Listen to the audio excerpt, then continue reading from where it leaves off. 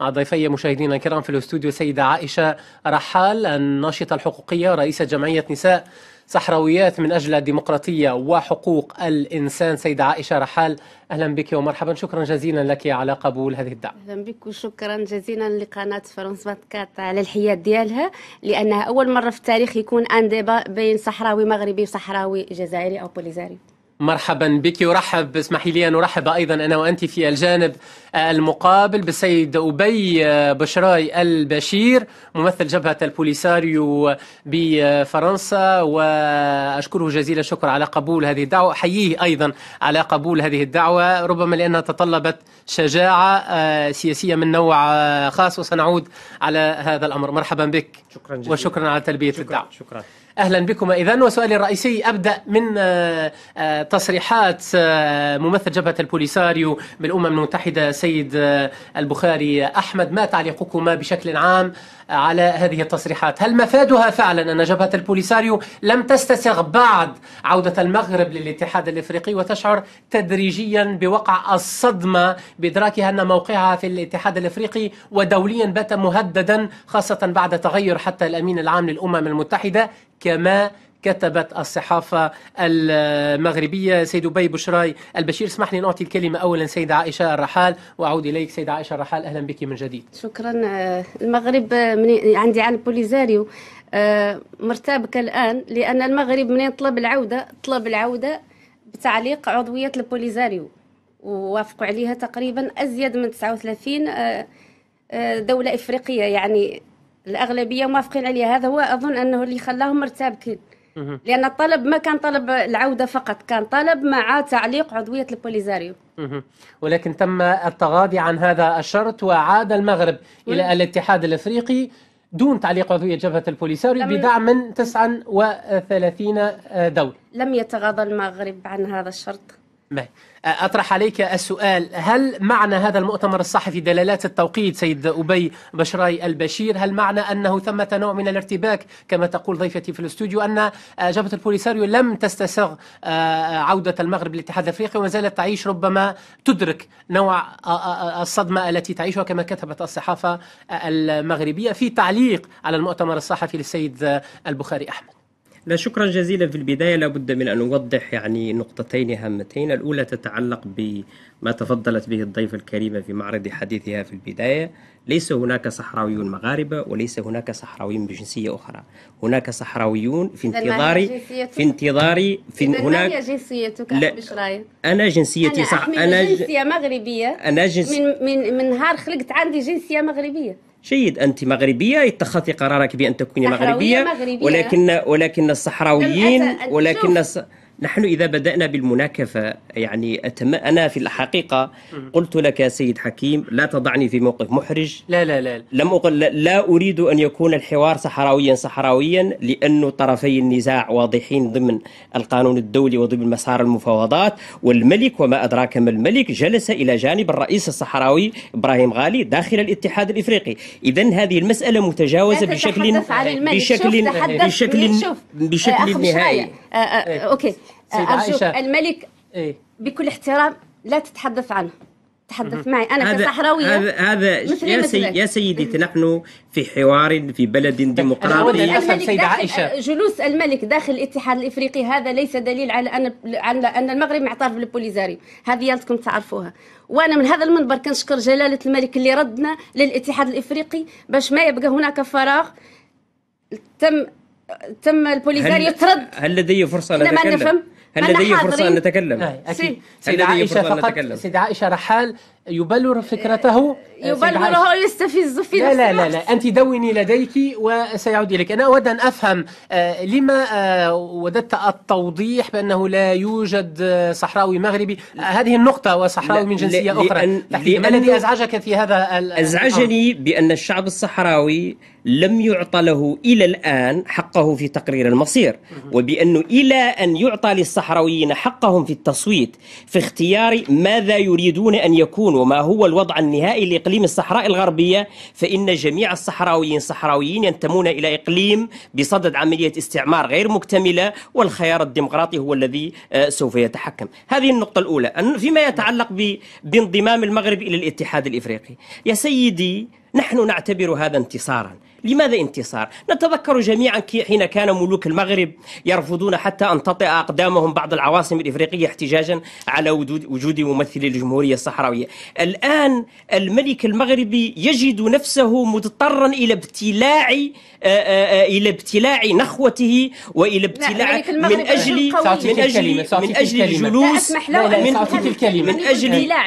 أجل الجلوس إلى جانب الجمهورية الصحراوية. المغرب حاول سنة 1998 وحاول سنة 1999 وحاول حتى في قمة كيغالي، ما قال الملك حينها تصحيح الخطأ التاريخي من خلال تجميد عضوية الجمهورية الصحراوية، ولكنه توصل إلى القناعة بأن التضامن مع كفاح الشعب الصحراوي مسألة متأصلة في الاتحاد الإفريقي، ووجد نفسه مجبرا إلى تمرير المصادقة على القانون في ظروف إكسبرس عاجلة داخل مجلس الوزراء وداخل البرلمان من أجل وفي التالي ما هي الوضعية الحالية؟ المغرب يجلس مع الجمهورية الصحراوية كالعضو 55 بنفس الحقوق وبنفس الواجبات، نفس الحدود ونفس الواجبات، والمغرب يجلس إلى جانب الجمهورية الصحراوية على حد التعبير. النقطة الأولى اللي نناقش مع الأخ بشراية قضية الجنسية. هو مغربي مثله، لكن هو فضل أنه يعود جزائري، لأن اللي كيتحركوا في أوروبا يعني أنا خليتك تتكلم. هذا نقاش هامش. لا معليش ما علاقة هذا بالمسألة التي وضحها؟ لا سيدة عائشة، نعود إلى هدوئنا. لا هو فقط طالما أننا نتحدث عن هذا الموضوع وتجاوبت ما معه، إلا أنه يعتبر موضوع هام، فقط تعبر عن رأيها. وأعود إليك سيد أبي بشراي البشير. أوكي أنا بغير لا لك حق الرد، تفضل. النقطة الأولى الأولى الجنسية دون أن نطيل فيها. أوكي 5 مينوت. النقطة الأولى جلالة 5 دقائق طويلة. 3 مينوت. النقطة الأولى جلالة الملك محمد السادس ما تتكلم فيه ولا تقول فيه شي، تكلم معايا انا. لماذا ولكن لماذا توقفت عن نصره الله؟ تبعي نصره الله. جلالة الملك نصره الله وأيده. سيدة عائشة، ندخل مباشرة في صلب الموضوع. الذي يمكن له الاحترام. الاحترام مكفول لكل الأطراف. ندخل مباشرة في صلب الموضوع. نقطة الجنسية. انتم على الأرض الجزائرية، الجزائرية ما هي عطيتكم حق في شراء السكن، ما عطيتكم حق في الجنسية. الجنسية تعطيها ذوك الأشخاص اللي تعطيهم تمثيليات عنهم يمثلوا جبهة البوليساريو خارج الجزائر. أوكي. بطاقة لاجئ ما هي عندهم. أبسط مثال مساكن السويد معدلة مساكن للاجئين اللي فوق أرض، هما أكثر من 10 سنين فوق الأراضي الجزائرية وما هي موفرة لهم السكن. يعني رد أجيبيه على مسألة عودة المغرب إلى الاتحاد الإفريقي. المغرب اضطر إلى التنازل ويقف أو يجلس جنبا إلى جنب مع الجمهورية الصحراوية. المغرب لم يتنازل، لأن المغرب لم يخرج ولو دقيقة عن الاتحاد الإفريقي. المغرب كان دائما حاضرا كل دقيقة بالاتحاد الإفريقي، من خلال سياسات الملك، من خلال سياسة طبعا، من خلال دبلوماسية الملكية اللي إن شاء الله راهي ماشية بينا للأمام في قضية الصحراء. أجبني الآن سيد أبي بشراي البشير في صلب الموضوع. سألتك عن تصريحات السيد البخاري أحمد في هذا التوقيت بالذات، هل مفادها أن ثمة قلق من ما طرأ من تغييرات على الاتحاد الإفريقي أولا، وما طرأ من تغييرات حتى على الأمانة العامة للأمم المتحدة؟ كيف نفسر هذه التصريحات اللافتة للسيد البخاري أحمد؟ بالعكس، نحن قلنا أن انضمام المغرب للاتحاد الإفريقي تطور جيد، على اعتبار بأنه كما قال أحد وزراء الخارجية الأفارقة أن الدول كالأشخاص تمر بحالة الصبيانية بالمشاكسة والرفض، ولكنها تصل إلى سن الرشد ورجحان العقل. ونتمنى بأن المغرب الآن مثلما قبل الجلوس مع موريتانيا منذ سنة 1963 إلى 1969 رغم عدم الاعتراف بها، قد توصل إلى النتيجة بأنه حان الوقت للتعامل مع المعطى الوطني الصحراوي والجمهورية الصحراوية كأمر واقع. فيما يتعلق بتصريحات ممثلنا في نيويورك والآمال المتوقعة على غوتيريس، أخي أقول لك بأن أي مسار سلمي هو نوع من رقصة التانغو. ما لم يكن هناك شريك غير ممكن. المغرب استقال بشكل رسمي من التعاون مع الأمم المتحدة منذ مارس 2012 توقف آخر جولة للمفاوضات. المغرب طرد المكون المدني للمونورسو. المغرب امتنع عن استقبال الأمين العام ووجه إليه كل أشكال الشتائم مارس سنة 2016. المغرب يعترض بشكل جوهري على المبعوث الشخصي للأمين العام. المغرب أخيرا ارتكب حماقة القيام بخرق في وضح النهار للبند الأول من اتفاق وقف إطلاق النار والإخراج قواته. تجيبك سيدة عائشة رحال القرقرات. نعم سيدة عائشة رحال. دعني أكمل دقيقة. وبالتالي فإن غوتيريس الأمين العام الجديد للأمم المتحدة شخصية محترمة لديه اطلاع قوي على ملف الصحراء الغربية، زار مخيمات اللاجئين الصحراويين، زار المناطق المحتلة من الصحراء الغربية، وهو يأتي الآن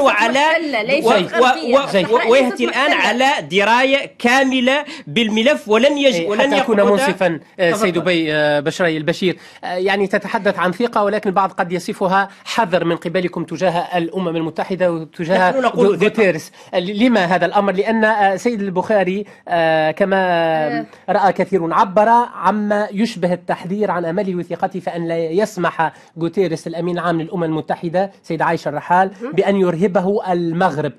يقول لدي ثقة تامة في أن يتمكن الأمين العام الجديد من وقف سياسة التخويف التي ظل ينتهجها النظام المغربي ضد الأمم المتحدة. وضيفي ذكر ما حدث حتى مع الأمين العام السابق للأمم المتحدة. ردك عليه. أوكي، سابق ما نجاوبك هذا السؤال، نبغي نشير للأخ بشراية أن الصحراء ما هي مستعمرة، لأن المغرب منين رد الأقاليم الجنوبية. هذا ما تقوله الأمم المتحدة. خليني نتكلم أنا، ولكن هذا ما تقوله الأمم المتحدة. أنا ما كنقاطعك، أنا كنحترم. هذا ليس كلام البوليساريو، ولكن هذا ليس كلام البوليساريو، هذا كلام الأمم المتحدة. وهذا كلامها.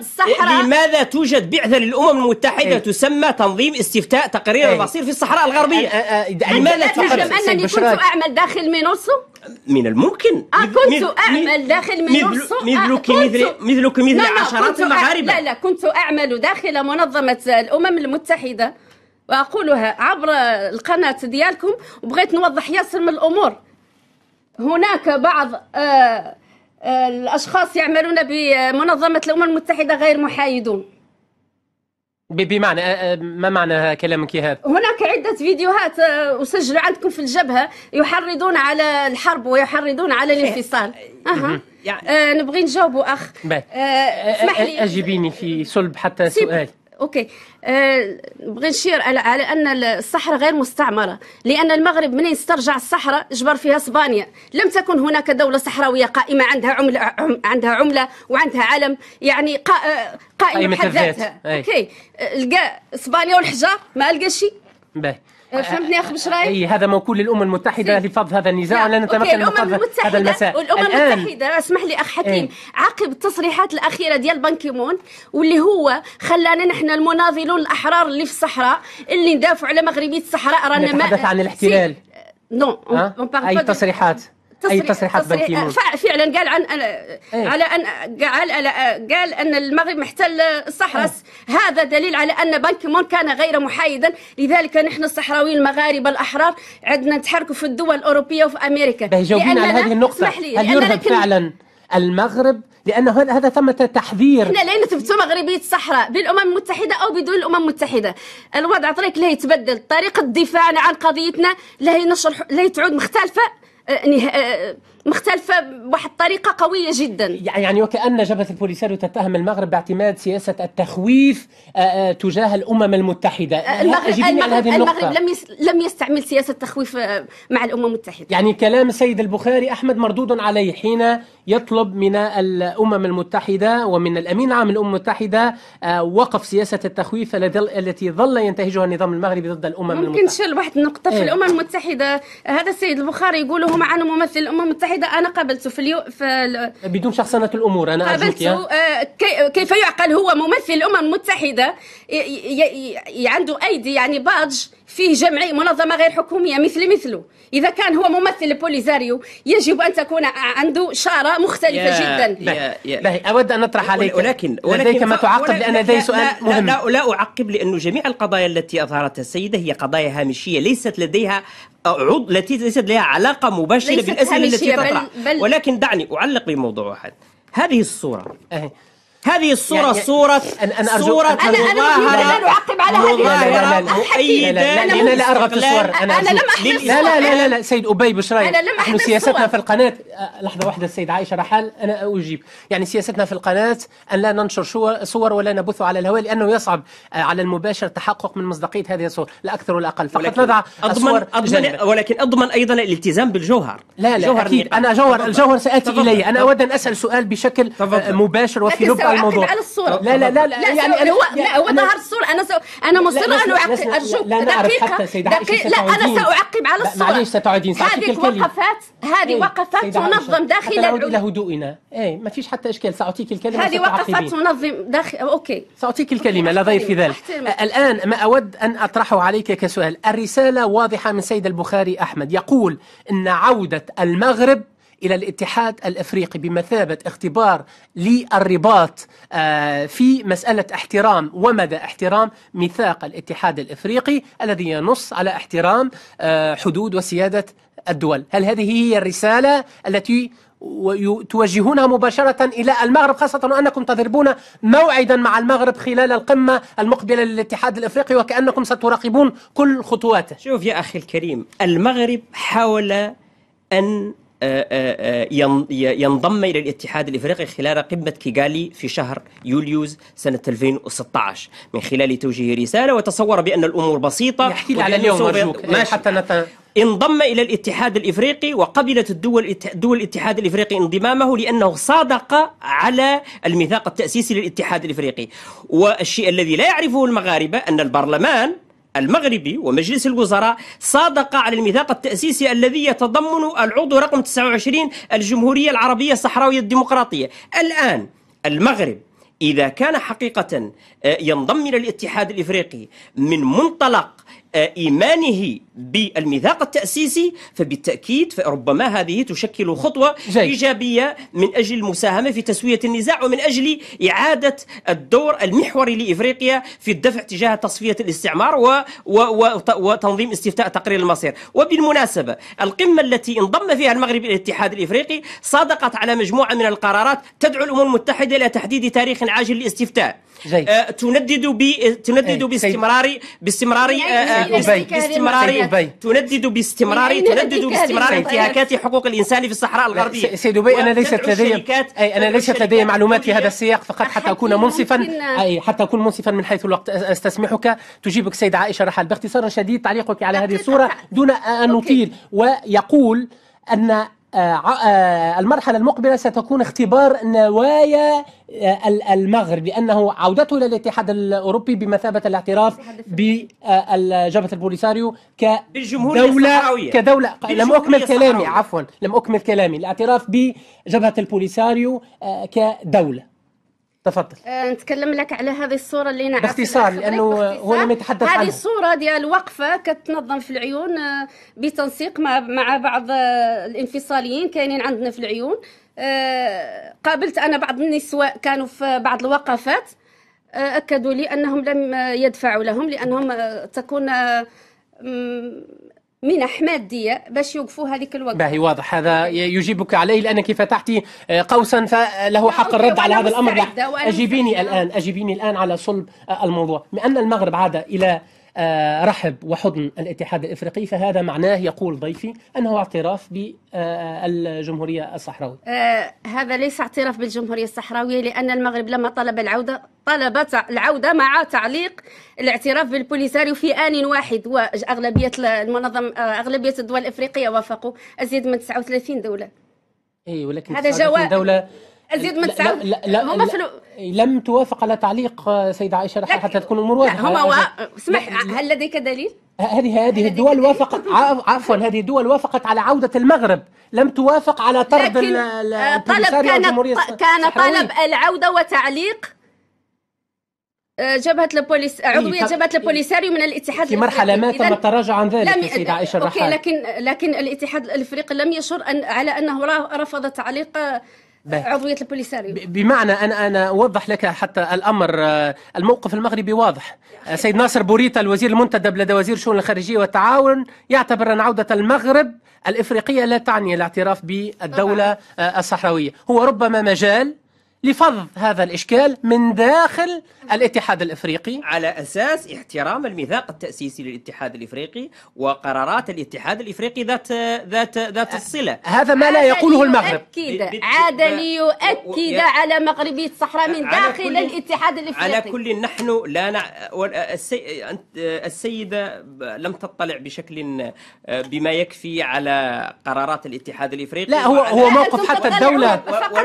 ولكن على كل يا أخ حكيم، على كل الموقف الرسمي المغربي حتى لو كان عاد المغرب إلى الاتحاد الأفريقي يقول هذا لا يعني الاعتراف بالدولة الصحراوية. ولكن المصادقة على القانون التأسيسي، الميثاق التأسيسي للاتحاد الإفريقي يتضمن بالضرورة الاعتراف بدولة عضو بالاتحاد الإفريقي، والمغرب الآن يصبح الدولة رقم 55. وعلى كل فيما يتعلق بالاتحاد الإفريقي، أنت تعرف بأن المغرب في القمة الماضية اشترط أن تتم تجميد عضوية الجمهورية الصحراوية، ولكن القادة الأفارقة وقفوا له بالمرصاد. الملك كان يريد أن يزور كيغالي خلال القمة، ولكنه وجوبه طلبه بالرفض، وقيل له بضرورة أن يتبع المسطرة،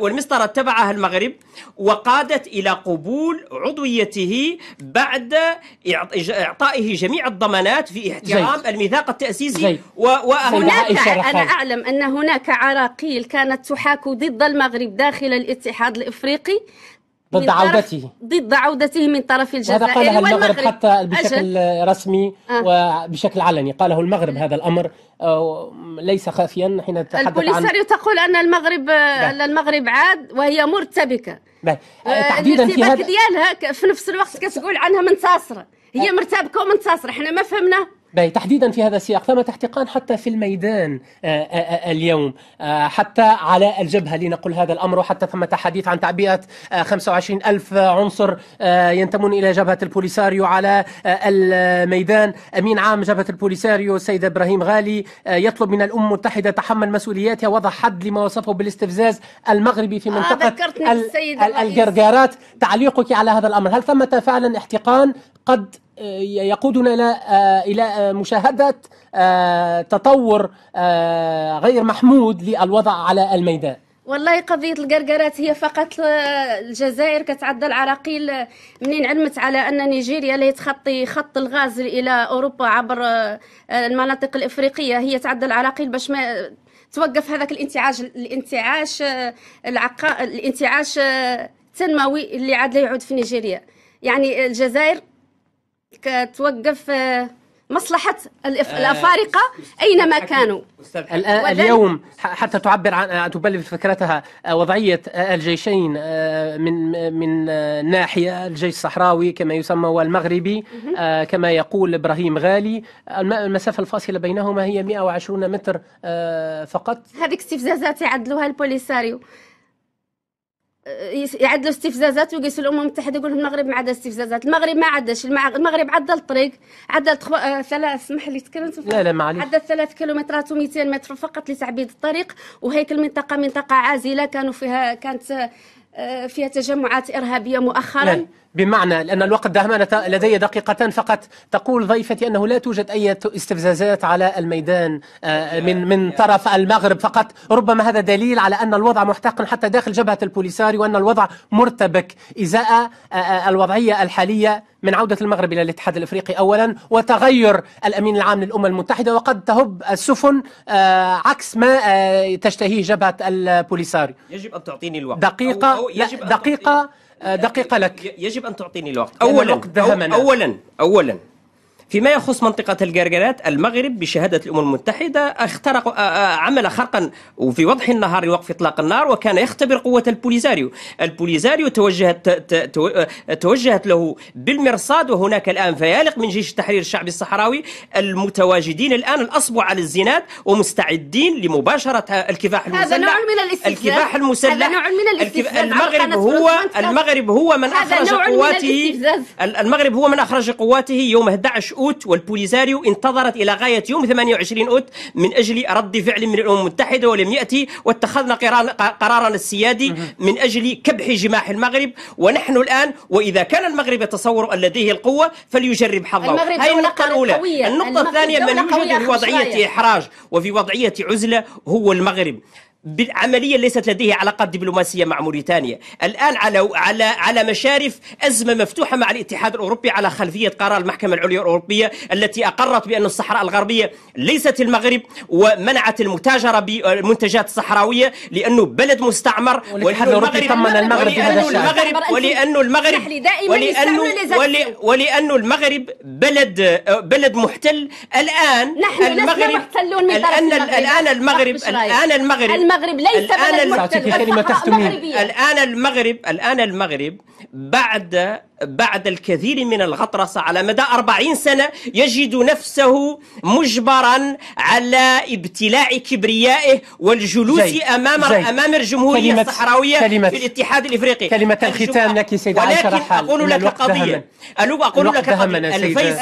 الفيصل الأخير هو أن تعطى للشعب الصحراوي الحق في الكلمة.